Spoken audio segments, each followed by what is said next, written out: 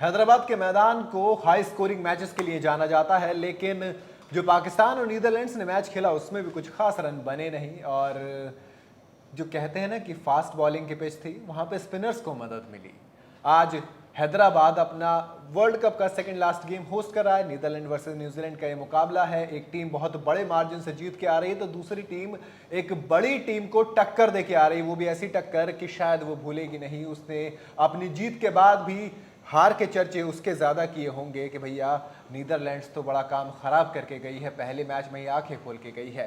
मैं हूं असद, मेरे साथ है फारूक, और बात करेंगे कि क्या वाकई में नीदरलैंड्स अब न्यूजीलैंड को टक्कर दे पाएगी। फारूक, क्या लगता है? बिल्कुल दे सकते हैं सर। जैसा हमें पता है कि जैसा आपने खुद कहा कि पहला मैच इसी ग्राउंड पर जो हुआ उसमें दोनों टीम यूटिलाइज नहीं कर पाई कंडीशंस को, जिसकी वजह से ज़्यादा हाई स्कोरिंग मैच नहीं रहा। लेकिन मैं कहूँगा कि नीदरलैंड ने शायद बेहतर तरह से यूटिलाइज करा, क्योंकि ये कंडीशन उनके लिए कंप्लीटली अननोन थी और आपको पाकिस्तान कहीं ना कहीं फिर भी इस कंडीशन से अवेयर था।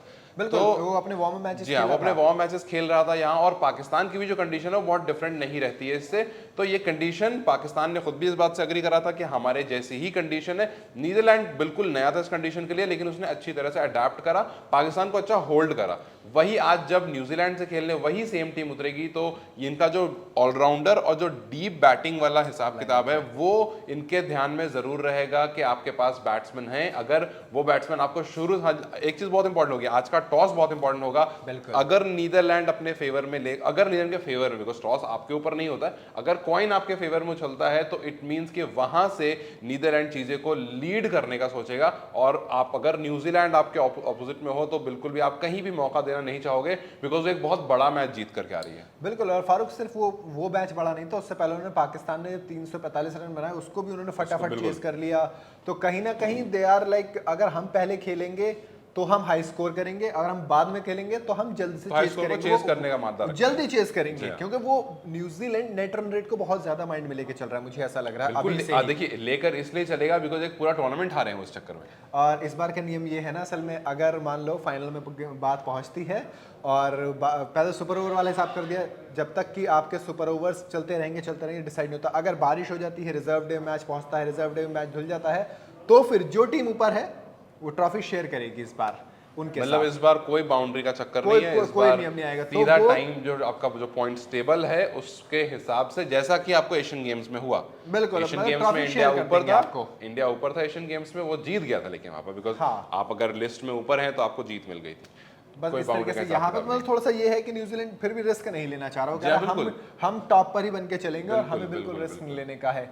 बात करेंगे न्यूजीलैंड की फारूक, तो कहीं ना कहीं मुझे ऐसा लग रहा है कि टॉस जीत के पहले बैटिंग करना पसंद करेंगे। हाँ, क्योंकि हाई स्कोरिंग ग्राउंड है, पहले मैच में भले ही स्कोर ना बढ़ा हो, लेकिन न्यूजीलैंड को ये बात पता है कि आप जब हाई स्कोरिंग मैच खेलते हो, आप अच्छा स्कोर लगा देते हो, तो पूरी टीम बहुत ज्यादा बूस्ट हो जाती है उससे। दूसरी चीज मेरे ख्याल से अटैकिंग क्रिकेट खेलेंगे तो बाकी लोगों को भी खेलने का मौका मिल जाएगा। बिल्कुल बिल्कुल। तो अगर जैसे कि आपने कल का मैच देखा जहां पर ऑस्ट्रेलिया ने केवल 199 लगाए थे बोर्ड पर, वहीं आज का मैच है, न्यूजीलैंड नहीं चाहेगी कि कहीं पर भी ऐसी कोई गलती करे। और वो जब आप स्कोर पर ही, पिछले मैच में आपने स्कोर बड़ा किया, फिर आप एक बार और स्कोर बड़ा करेंगे, तो जब आप बड़ा स्कोर सामने रखते हैं, आपके पास दो बैट्समैन आते हैं, दोनों सेंचुरी मार के आते हैं, 9 विकेट से आप मैच जीतते हैं, तो आप चाहोगे कि आप फिर से, बिकॉज एक डोमिनेशन हो जाता है। मैच शुरू हुआ, आपका टूर्नामेंट शुरू हुआ है, वो डोमिनेशन स्टार्ट हो चुका है। न्यूजीलैंड ने वो बता दिया है कि जी हमारे पास केन विलियमसन नहीं है, फिर भी उनकी कमी हमें बिल्कुल भी नहीं खल रही है। मुझे ऐसा लग रहा है थोड़ी सी दिक्कत हो जाए, क्योंकि टिम साउदी और लोकी फर्गसन अवेलेबल हो गए, but Trent Boult, Matt Henry किसी ने कोई गलती नहीं की थी,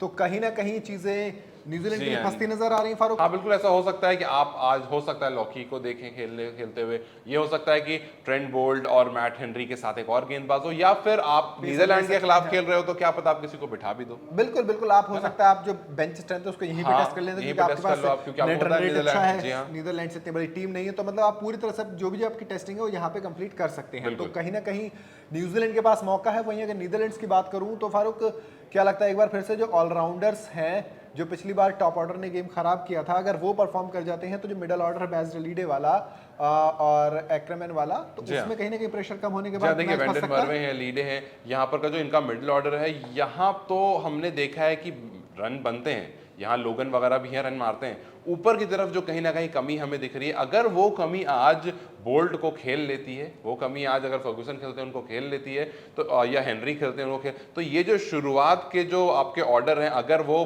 न्यूजीलैंड का जो प्रीमियम फास्ट बॉलिंग अटैक है अगर उसको खेल लेते हैं, तो हम ये उम्मीद बिल्कुल करके जा रहे हैं कि जो कमी पाकिस्तान के खिलाफ रह गई थी वो आज कहीं पूरी होते हुए एक अच्छा मैच देखने को मिल सकता है अगर टॉप ऑर्डर यानी कि मैक्सवेल दाऊद को जाने भी इसीलिए जाते हैं कि वो नई बॉल पे अटैक करते हैं। तो अगर आज वो इस तरह से कामयाब हो पाए, हालांकि ट्रेंट बोल्ट मेरे ख्याल से फिर से वापसी करना चाहेंगे क्योंकि पिछली बार उनकी ओपनिंग इतनी अच्छी नहीं रही थी, क्योंकि आपके याद होगा ना ट्रेंट बोल्ट इज लाइक कि वो आपको विकेट लेके देते हैं, फटाफट आपको पहले 2 ओवरों में विकेट लेके देते हैं, बट कुटाई हुई थी पिछली बार।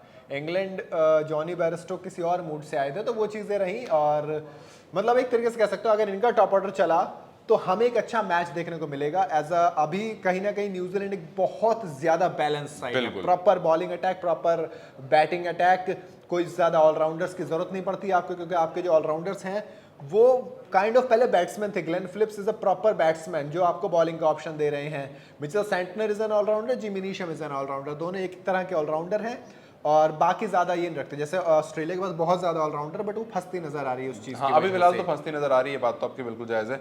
देखिए अभी मैं देख रहा था कि नेट्स पर आपको फिलिप्स और सैंटनर आपस में भी खेल रहे थे, एक ओवर का मैच चल रहा था उनका, वो 6 बॉल में कुछ 16 रन का टारगेट एक रफली लेकर चलते हैं। तो हमें ये इससे पता चलता है कि जो इनका लोअर ऑर्डर है वो भी एक अटैकिंग क्रिकेट के लिए प्रिपेयर होकर रहता है। बिल्कुल कि आप ओडीआई जरूर खेल रहे हो, लेकिन जो आपके नीचे के बैट्समैन है ना, वो इस बात पर ज्यादा ध्यान देते हैं कि ऐसा है हम जब जाएंगे खेलने तो वो प्रिज्यूम करके चलते हैं कि सिचुएशन हमारी टीम ऐसी रखेगी कि आपको 250-300 रन पहुंच चुके होंगे और फिर हम जाएंगे खेलने, और अगर हम 15-20 बॉल खेलकर आते हैं तो उसको 40-42 रन वहां पर जाकर स्कोर कर दें। जैसा कल रोहित शर्मा ने कहा था कि मैं चाहता हूं कि मिडिल ऑर्डर जो है वो 10 पर 3 की तैयारी करे। मैं भी वही सोच रहा था बिल्कुल दिमाग के अंदर। तो वो 10 के 3 पर 3 तो ये अलग अलग अप्रोच होती है कैप्टन की। वो एक कैप्टन है जो चाहता है कि अगर हम जल्दी विकेट गिर जाए तो भी हमारा मिडिल ऑर्डर ऐसा खेले जैसा कि आपको ओपनिंग करने का मौका मिला, जैसे कल वाले मैच में हुआ। 3 लोग 0 पर चले गए तो जो भी बंदा आया वो ओपनिंग जैसा ही आया, बिकॉज एकदम नई बॉल उनको खेलने को मिली। लेकिन न्यूजीलैंड के अप्रोच शायद डिफरेंट है, वो चाहते हैं कि जो उनका लोअर ऑर्डर है वो कुछ इस तरह से प्रिपेयर करे जैसे वो T20 क्रिकेट खेलने आ रहा है। बिल्कुल, तो कुल मिला के ये रहने वाला है आज का मैच। उम्मीद लगाते हैं कि अच्छा मैच देखने को मिले। फारूक, कितना स्कोर बनता देख रहे हैं अगर न्यूजीलैंड पहले खेलती है तो एक बड़ा स्कोर हमें देखने को मिल सकता है, और क्योंकि ये ग्राउंड ऐसा है तो मुझे लगता है 300 क्रॉस होने वाला है। हाँ, 320 ऐसे जाने वाला है। अगर न्यूजीलैंड पहले खेल रही है तो 350 मैं मान के चल रहा हूँ, लेकिन अगर नीदरलैंड्स पहले खेल रही है तो 200 से 250 के बीच का स्कोर रहेगा, इतना मेरा आइडिया है। आपको क्या लगता है आप हमें कमेंट में जरूर बताइएगा। वीडियो अगर आपको पसंद आई हो तो इसे लाइक और शेयर जरूर करें, और जाते जाते चैनल को सब्सक्राइब करना बिल्कुल ना भूलें।